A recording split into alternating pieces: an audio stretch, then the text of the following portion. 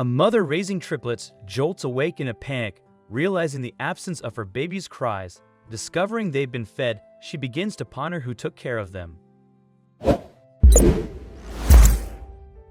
Joanna found herself a single parent of 3 children when her husband departed, leaving no financial support. Forced to reside in her grandmother's rundown house due to financial constraints, she struggled to make ends meet. Each morning, she woke to the cries of her hungry children. Despite her skills as a hairdresser, she had to relinquish her job because she lacked childcare options. Now, she struggled to provide her kids with formula, diapers, and their other needs, like a decent stroller to take them all out at the same time. Her only source of income was when the gas station attendants nearby would go to the house to ask for haircuts. They would sometimes bring family and friends, providing Joanna with some money to spend. Joanna was tired. She had to find ways to feed herself and her children, but she also had to care for them all day. She played with them, fed them, bathed them, and put them to sleep every day. The only rest she had was when she fell asleep exhausted every night. One morning, Joanna woke up in silence. She panicked, jumping out of bed to check on her babies, who were sleeping just a couple of meters away. To her surprise, the babies were sleeping peacefully in the small crib they shared. Their milk bottles were nearby, and they were empty but warm. She realized that someone had fed the kids while she was asleep. She checked on her front door, and it was locked. The following day, another strange incident happened. On her front door was a box of new diapers for the babies. She couldn't believe her eyes and figured that the person who gave them also fed the babies the previous day. Who could it be? She thought. Joanna suddenly remembered the children's father, wondering if it could be him. She shrugged off the thought, as it was so unlike him.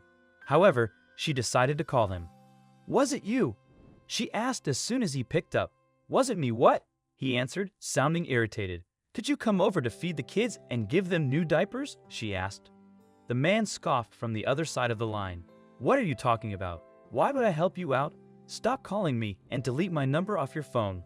My new wife might catch me and you might get me into trouble," he told her. "I'm sorry, I just thought." "Well, you thought wrong. Delete my number and never call me again. If I end up poor because of you, I don't know what I'd do. Leave me alone," the man said and hung up. Joanna sighed. Her ex-husband had left her when she found out she was pregnant with triplets to marry a rich woman. His new allowed him to live the life he had always wanted. Meanwhile, he left her to raise 3 children with no support. Joanna decided to leave a note by the baby's crib in the evening, hoping the person would return the following day. "I want to thank you for what you're doing, but I don't know who you are." "Who are you?" she wrote. The following morning, Joanna was baffled to see a large stroller for the 3 babies by her front door. "Oh my goodness," she couldn't help but say. On the stroller's box, a note read, "I want to thank you. You once helped me. My name is Sam." Joanna was in tears. She carried her babies around in a makeshift baby carrier, but could never head out for so long as she was afraid it would break. This stroller was something she's always dreamed of having for her children, but there was no way she could afford it. "Sam," she said. "Who is Sam?" Joanna tried to recall if she had ever met anyone named Sam, but she didn't know anyone with that name at all. That night, she hid in the children's room. When her babies were fast asleep at around midnight, she heard a noise. Someone had just opened the large window in the kitchen.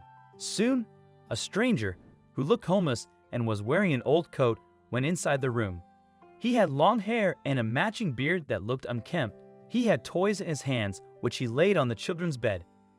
It was then that Joanna came out of the closet, startling the man.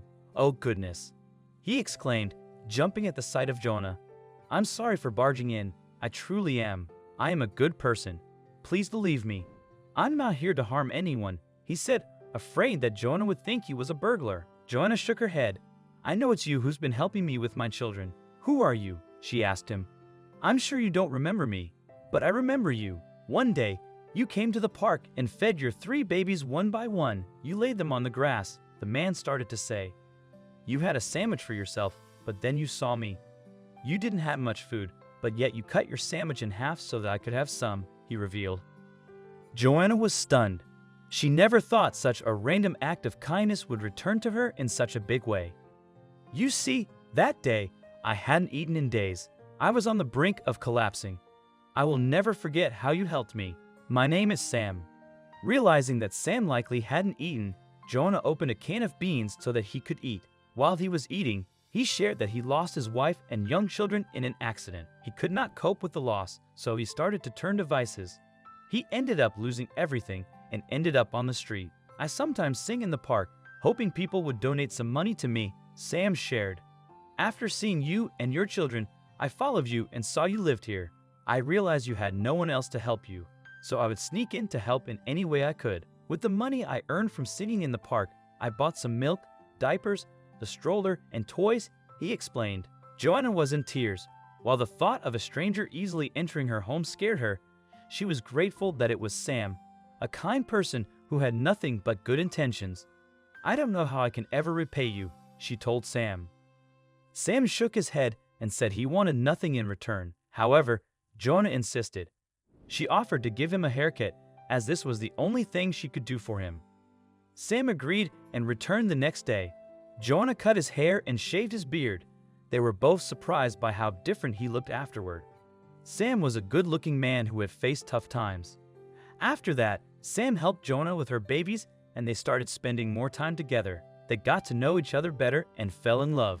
They worked together to fix up their small house and Joanna set up a salon in one of the rooms. Sam got a job at a nearby restaurant where he sang in the afternoons, earning money to support their family. Eventually, Sam and Joanna got married, and Sam became the father to Joanna's children. They were a happy family and worked hard to improve their lives.